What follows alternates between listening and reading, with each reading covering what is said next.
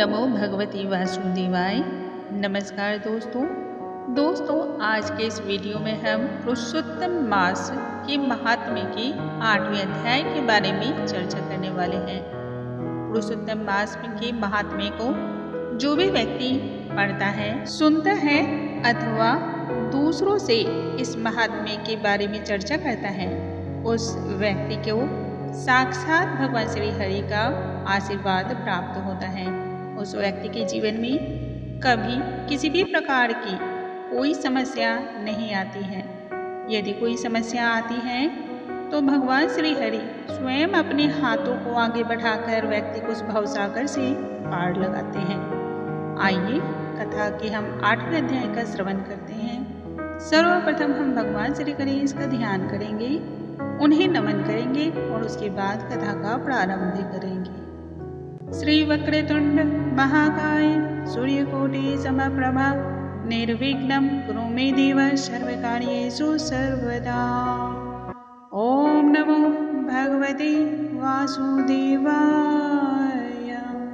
सूत जी बोले, हे तपोधन, विष्णु और श्री कृष्ण के संवाद को सुन संतुष्ट मन नारद नारायण से पुनः प्रश्न करने लगे। नारद जी बोले, हे प्रभु, जब विष्णु बैकुंठ चले गए तब फिर क्या हुआ, वो हमसे कहिए। आदि पुरुष कृष्ण और हरि सूत का जो संवाद है वह सब प्राणियों के कल्याण के लिए है। इस प्रकार प्रश्न सुन फिर भगवान बद्री नारायण जगत को आनंद देने वाला बृहद आख्यान करने लगे। श्री नारायण बोले, तदंतर विष्णु बड़े प्रसन्न होकर बैकुंठ गए और वहां जाकर हे नारद अधिमास को अपने पास ही बैठा लिया। अधिमास बैकुंठ में वास पाकर अत्यंत प्रसन्न हुआ और 12 मासों का राजा होकर विष्णु के साथ रहने लगा। 12 मासों में मलमास को श्रेष्ठ बनाकर विष्णु मन से संतुष्ट हुए। हे मुनि, अनंतर भक्तों के ऊपर कृपा करने वाले भगवान युधिष्ठिर और द्रौपदी की ओर देखते हुए कृपा करके अर्जुन से यह बोले। श्री कृष्ण बोले, हे राज शार्दूल, हमको मालूम होता है कि तपोवन में आकर आप लोगों ने दुखित होने के कारण पुरुषोत्तम मास का आदर नहीं किया। वृंदावन की शोभा के नाथ भगवान का प्रिय पात्र पुरुषोत्तम मास आप वनवासियों के प्रमाद से व्यतीत हो गया। भीष्म, द्रोणाचार्य, कर्ण की भय से संत्रस्त मन आप सब लोगों ने भय और द्वेष से मुक्त होने के कारण प्राप्त पुरुषोत्तम मास का ध्यान नहीं दिया। कृष्ण द्वैपायन व्यासदेव से प्राप्त विद्या के आराधन में तत्पर रणवीर अर्जुन के इंद्रकील पर्वत पर चले जाने पर उसके वियोग से दुखित आप लोगों ने पुरुषोत्तम मास को नहीं जाना। अब यदि आप यह पूछें कि हम क्या करें तो मैं यही कहूँगा कि भाग्य का अवलंबन करो। पुरुषों का जैसा अदृष्ट होता है वैसा ही सदा भासता है। भाग्य से उत्पन्न जो फल है वह अवश्य ही भोगना पड़ता है। सुख, दुख, भय, कुशलता इत्यादि भाग्य के अनुसार ही मनुष्य को प्राप्त होते हैं। अतः अदृष्ट पर विश्वास रखने वाले आप लोगों को अदृष्ट पर निर्भर रहना चाहिए। अब इसके बाद आप लोगों के दुख का दूसरा कारण और बड़ा आश्चर्यजनक इतिहास के सहित कहते हैं, हे महाराज, हमारे मुख से कहा हुआ सुनो। श्री कृष्ण बोले, यह भाग्यशालिनी द्रौपदी पूर्व जन्म में बड़ी सुंदरी मेधावी ऋषि के घर में उत्पन्न हुई थी। समय व्यतीत होने पर जब 10 वर्ष की हुई तब क्रम से रूप और लावण्य से युक्त अति सुंदरी और अकरांत नेत्र से शोभायमान हुई। चातुर्य गुण से युक्त यह अपने पिता की एकमात्र इकलौती कन्या थी। अतः चतुरा, गुणवती, सुंदरी यह पिता की बड़ी लाडली थी। मेधावी ने सदा लड़के की तरह ही से माना, कभी भी अनादर नहीं किया। यह भी साहित्य शास्त्र में पंडिता और नीति शास्त्र में भी प्रवीणा थी। इसकी माता इसकी छोटी अवस्था में ही मर गई थी। पिता ने ही प्रसन्नतापूर्वक पाला और पोसा था। पास में रहने वाली अपनी सखी के पुत्र पौत्रादि सुख को देख इसको भी स्पृहा हुई और तब यह सोचने लगी कि हमें भी यह सुख कैसे प्राप्त होगा। गुण्य और भाग्य का निधि सुख देने वाला पति और सत्पुत्र कैसे होंगे। इस प्रकार मनोरथ विचारती हुई सोचने लगी कि पहले मेरा विवाह उपस्थित था, परंतु भाग्य ने बिगाड़ दिया। अब क्या करने से अथवा क्या जानने से एवं किस देवता की उपासना करने से या किस मुनि के शरण में जाने से अथवा किस तीर्थ का आश्रय करने से मेरी मनोकामना पूर्ण होगी। मेरा भाग्य कैसा सो गया कि कोई भी पति मुझको वरण नहीं करता है। पंडित भी मेरा पिता मेरे ही दुर्भाग्य से मूर्ख हो गया। बड़ा आश्चर्य है, विवाह का समय उपस्थित होने पर भी मेरी समान वर को पिता ने नहीं दिया। मैं अपनी सहेलियों के बीच में प्रमुख हूँ, परंतु कुमारी होने के कारण पति दुख से पीड़ित हूँ। जैसे मेरी सखियाँ पति सुख को भोगने वाली हैं, वैसे मैं नहीं हूँ। मेरी भाग्यवती माता क्यों पहले मर गई। इस प्रकार चिंता से व्याकुल कन्या मनोरथ रूप समुद्र के मोह रूप जल में निमग्न हो शोक मोह रूप लहरों से पीड़ित हो गई।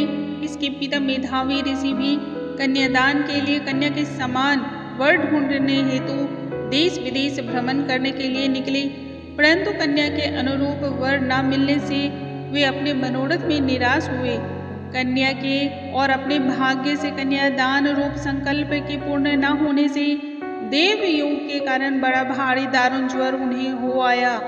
सब अंग ऐसे फूटने लगे जैसे समस्त अंग टूट टूट कर अलग हो जाएंगे और ज्वर की ज्वाला से व्याकुल एवं सांसोच्छ्वास लेते हुए महान दारुण मूर्छा से मदिरापान से उन्मत्त की तरह पैर लड़खड़ाते गिरते पड़ते किसी तरह घर में आए और आते ही पृथ्वी पर गिर पड़े।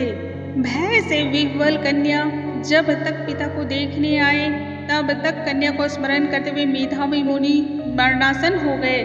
भाग्य के फलरूप बल से एकाएक कांपने लगे और कन्यादान प्रसंग से उठा हुआ जो महोत्सव था वह जाता रहा। तदंतर पहले किए हुए गृहस्थाश्रम धर्म के परिश्रम के प्रभाव से संसार वासना को त्याग कर भगवान में चित्त को लगाने लगे। उस मुमूर्षु मेधावी ऋषि ने शीघ्र ही नील कमल के समान श्याम त्रिवली से सुंदर आकृति वाले श्री पुरुषोत्तम हरि का स्मरण किया। हे राज के स्वामी, हे राधा रमन, हे प्रचंड भुज दंड से दूर से ही देवताओं के शत्रु दैत्य को मारने वाले, हे अति उग्र दावानल को पान कर जाने वाले, हे कुमारी गोपिकाओं के उतारे हुए वस्त्रों को हरण करने वाले, हे श्री कृष्ण, हे गोविंद हरे मुरारी, हे राधेश, हे दामोदर, हे दीनानाथ, मुझे संसार में निमग्न की रक्षा कीजिए। इंद्रियों के ईश्वरा आपको प्रणाम है। इस प्रकार मेधावी के वचनों को दूर से ही सुनकर श्री भगवान के दूत चटपट मुकुंद लोक से आए और उस मरे हुए मुनि को हाथ से पकड़कर ईश्वर के चरण कमलों में ले गए। इस प्रकार अपने पिता के प्राणों को निकलता देखकर वह कन्या हाहाकार करके रोने लगी और पिता के शरीर को अपनी गोद में रखकर अति दुख से विलाप करने लगी।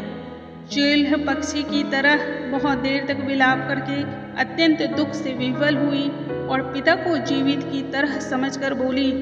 बाला बोली, हाय हाय, हे पिता, हे कृपा सिंधु, हे अपनी कन्या को सुख देने वाले, मुझे आज किसके पास छोड़कर आप बैकुंठ सिधारे हैं। हे तात, पितृहीन मेरी कौन रक्षा करेगा। आज मेरे भाई, बंधु, माता आदि कोई भी नहीं है। हे तात, मेरे भोजन और वस्त्र की चिंता कौन करेगा। मैं कैसे रहूंगी इस शून्य वेद ध्वनि रहित निर्जन वन की तरह आपके घर में। हे मुनि श्रेष्ठ, अब मैं मर जाऊंगी, ऐसे जीने में क्या रखा है। हे कन्या में प्रेम रखने वाले पिता, हे तात, विवाह विधि बिना किए ही आप कहाँ चले गए। हे तपोनिधि, अब यहाँ आइए और अमृत के समान मधुर भाषण कीजिए। क्यों आप चुप हो गए। हे तात, आप बहुत देर से सोए हुए हैं, अब जागिए। ऐसा कहकर आंसू बहाती हुई घड़ी घड़ी कन्या विलाप करने लगी और पिता के मरने से दुखित हुई आर्ता चिल्ह पक्षी की तरह मुक्त कंठ से रोने लगी। उस लड़की का रुदन सुनकर वन में रहने वाले ब्राह्मण आपस में कहने लगे, इस तपोवन में अत्यंत करुण शब्द से कौन रो रहा है। ऐसा कहकर सब तपस्वी चुप होकर यह मेधावी ऋषि की कन्या का शब्द है ऐसा निश्चय कर घबराए हुए हाहाकार करते मेधावी के घर में आए और वहां आकर सबने कन्या को गोद में भरे हुए मेधावी ऋषि को देखा तो देखकर उस वन में रहने वाले सभी मुनि भी रोने लगे। कन्या की गोद से सब को लेकर शिव मंदिर के पास शमशान पर गए। वहां काष्ठ की चिता लगाकर विधि से अंत्येष्टि कर्म कर उसका दाह किए। दाह के अनंतर कन्या को समझाकर सब ऋषि अपने अपने आश्रम गए। इधर कन्या भी धैर्य धारण कर यथाशक्ति क्रिया के लिए द्रव्य खर्च किया। इस प्रकार पिता की मरण क्रिया को करके कन्या इसी तपोवन में निवास करने लगी और पिता के मरणारूप दुखाग्नि से जली हुई रंभा की तरह व्यथित हुई एवं बछड़े के मर जाने से जैसे गौ चिल्लाती है और खाती नहीं दुर्बल होती है वैसे ही यह बाला भी दुखी हुई। इस प्रकार से पुरुषोत्तम मास में के महात्म्य के 8वें अध्याय की समाप्ति होती है। बोलो श्री नारायण की जय। बोलो श्री हरि मुरारी हरे कृष्णा हरे हरे। हे नाथ नारायण हे वासुदेवा नारायण नारायण हरे हरे। स्वामी नारायण नारायण हरे हरे। जप लो नारायण नारायण हरे हरे। रट लो नारायण नारायण हरे हरे हरे हरे हरे। दोस्तों अगले वीडियो में हम पुरुषोत्तम मास के महात्म्य के 9वें अध्याय के बारे में चर्चा करेंगे और भगवान श्री हरि की महिमा के बारे में जानेंगे। तब तक के लिए नमस्कार दोस्तों।